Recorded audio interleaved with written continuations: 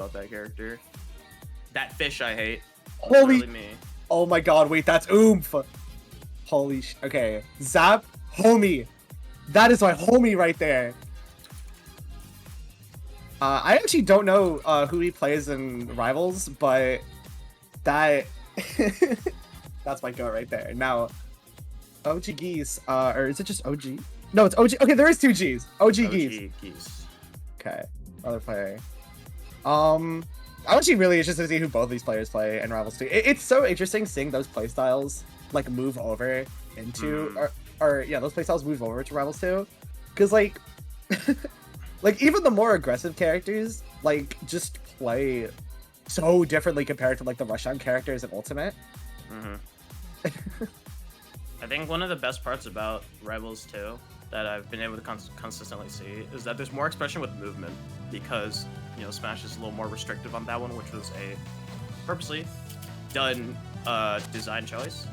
So I got to watch FD, one of our PR players in SoCal, play on the keyboard Orcane at the Rivals Onset tournament yesterday. Was it yesterday? No, right? Keyboard Orcane is crazy. Friday. Yeah, and it was crazy to me because FD also got a win against Darai, which is a huge W, by the way. Darai is a Rivals 1 top player, I'm pretty sure. Oh, damn. Yep. So, impressive stuff. Callie mentioned. I am from SoCal. I feel like, yeah. Callie should be mentioned. I live here. What, ZAP? The fit lives to the name. I mean, okay. I don't know if you know him as much as I do, but this... Oh my god. I have never seen someone so dedicated to Pikachu. Like, not even just as a Smash main, as a character, and just as a concept. It's hilarious. That is oomph right there. And I sadly, we do not have Pikachu in Rivals 2, so I do want to see what they're gonna pull out here. You wanting Abza? Yeah, Abza's not in this game.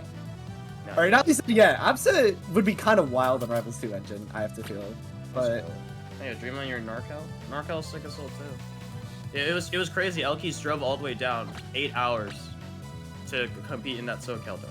So she's cracked as hell. We went to a 24-hour subway together. I know those two. Yeah, see, even you don't think that exists. Those two words don't exist together. They should. I just think more so like you had so many options for a 24-hour fast food restaurant. Your first choice was Subway. I mean, and also, I just felt bad for that person there, because the poor guy was, like, manning the station by himself. And there was, like, a bunch of people who came in at the last second. No, that's the worst.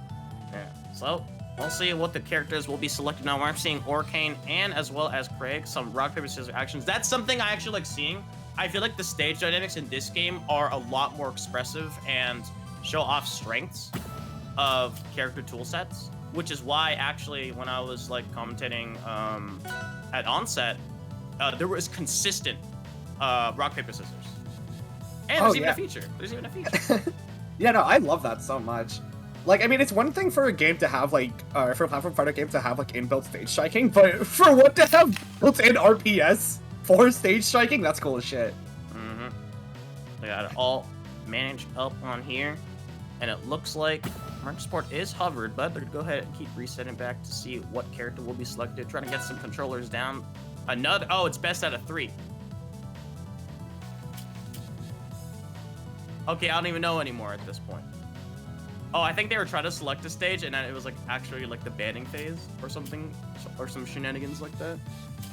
But hey, let's see. Not a good show. This is not a good showing. We're being defeated before we got in game. Maybe we're cooked. Maybe we as a Smash community are cooked. We do not know how game menus work outside of Smash. It's okay. It's okay. But yeah, no. Like you were talking about earlier with the different stages and stuff. It's insane how volatile some of the stages are for Rivals 2. Like I feel like even some of the starters can double as counter picks. They picked the wrong stage. We are going to be here forever. No, go back. No, press the start button. You can just quit. Unless it's disabled. There's like a hold to start. There's like a hold start to pause. I don't think you have to like. It is so Jover. It might be just like a tiny bit Jover. Just skip the rock, paper, scissors, and just select the stage. Come on, Zap. Come on, OGgeese. It's not that hard. Okay, they did it. They skipped RPS. Okay, where are we going? No, because of... Okay. Yes, okay. Yes. Now, one more.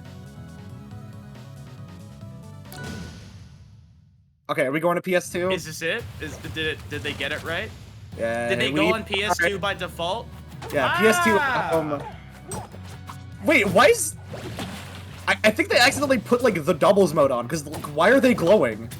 They have, like, a little bit of, like, blue outline. Well, maybe it's for visual purposes. It don't matter. Red versus blue, P1 versus P2. A little bit of a clone of PS2. Late out with the bi-platform as well to see how it goes on. Zap versus OGgeese. Finally, we can get started. Hell oh, yeah, man. dude. Okay, so earlier we were talking about how volatile the meta is. Frag is a character that I have seen tossed all over tier lists. He is either top 1 or bottom 1, and there's no in between. Oh my god. Yeah, just like that. Yeah, top 1 kill power for sure. They were watching Warped earlier. I got to see Cheesy Potato, one of the best Craig players to do it. She's fantastic with it. And Craig's just one of those characters, heavy characters kind of do well at the start of the game because they can take more punish, and as well as they are generally hard hitting. And they also have the mobility to back it up. That's what Rivals is known for. But Craig has one of the best and worst recoveries depending on the application of it. But currently also being able to kind of just use the items with the boulder makes his character a real big force to be reckoned with. Oh, for sure. But right now, it looks like Zap is still kind of struggling to figure out how to get around Frag's moveset right here. And trying to get some tech chasing stuff set up. Nice. Okay, yeah, getting the puddle up smash right there. I think that does it have a tipper sweet spot? Because that looked like it just obliterated Krog right there. Like, there was no chance for DI. Yeah, it seems we get it. The Upstrong will connect, and they're going to go ahead and get a little bit of trade in that neutral game. But just being forced in those uncomfortable positions does get away with it. The Upstrong utilized once again. I was expecting the Bear Fair confirmed. Does try to attempt it, but DI is good enough. The timing a little off. But all the time, something I've noticed, especially from people who migrate over from Smash, they shield a lot. Yeah. Guilty of that myself. I feel like a lot of Smash players are just used to having like a strong, like just having a really strong shield. But in this game, I feel like shield is like surprisingly not that good of an option. Makes the game more expressive based on movement, so I'm not too surprised by decision making. So the first game did not have it, but Zap yeah. unable to get the puddle on the stage. He will, unfortunately, to their deaths. Real good stuff by OGgeese so far. Not too surprised. Craig, one of those characters that can just kind of mess someone up, and especially how many strongs have connected after tech chase reads. Yeah, I feel like OGgeese is just sort of just going for the hardest possible tech chasing reads possible. Like, we saw just fully charged F smash trying to read like a roll away or something, and his gambles just worked in his favor. So clearly Geese knows something we don't, I guess. Bruh. You strike first, and then you select. Alright. Oh. Okay, wait. We almost went to a different mode there. I don't think we can go to online just yet. You know what? We're almost gonna be there. So the characters will be slot back in. Select the stage y'all want. Okay, now I think they're trying to do Vans again. And you get 2. I wouldn't be surprised to see bringing it on maybe like Fire Capital for more movement, or what's that stage? Rock something. I got confused last time, but Rock Fire wall? Capital will be selected. Yeah, I think so. Yeah. Alright, now Fire Capital. Definitely. I don't even know what to make of this stage. It's such a unique platform layout for like, I don't even think games like Project M have like platform layouts like this. It's really cool though. Having a like platform layout like this just allows for so much movement mix-ups, and having like those layering platforms to set up for like tech cases and stuff, and just general like advantage state stuff is just So cool, man. I love this stage a lot. This is my go-to. Lots of space to work with, giving you more expression of movement, as well as being able to wave, land on top of these platforms for extensions. There's no surprise why everyone likes it. I myself, Amber, do love this stage, so do not blame you, but both these players. Once again, the pressure is turning up, and the down is strong. It's the call out on it. Missing the tech options in this game is quite the big punish, and continuing on the pressure, the upstrong out of that defensive little positioning, and the forward tilts as well are connecting into another strong. So real good stuff by ZAP. Trying to finish it off with OGgeese utilizing that little rock to kind of delay it out. And the special getup, really feature add onto this game, but here comes the down throw tech chases that Craig is so known for. Almost getting a little bit of a brawl chain grab right there, but it's not able to find their way out of it. And oh my, yeah, no, these tech chases with the puddle F smash have just been working out really well for them right now.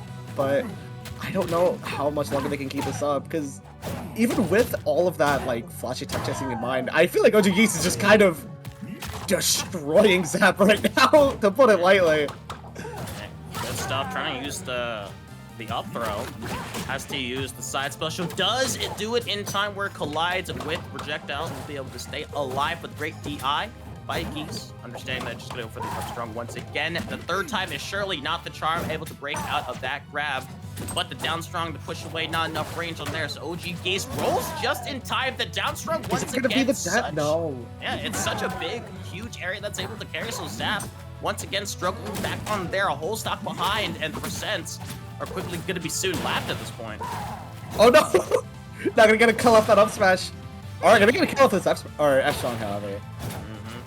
It's gonna take me so long to get used to saying strong attack instead of smash attack. Oh, I know. And people will make fun of you, including me. You know what? It's okay. I have to learn somehow. My favorite part is when I was just like, I talked to Anti. Oh, almost while jumping off of the I talked to Anti, and she was just like, yeah, you can smash DI of that. I'm like, you mean strong DI? And that was like a whole nother discussion we were gonna have about that, but I actually completely forgot about that. Is it still called Smash DI in this game? Because like you're smashing the stick, so it kind of does make sense. Okay, that does make sense, yeah.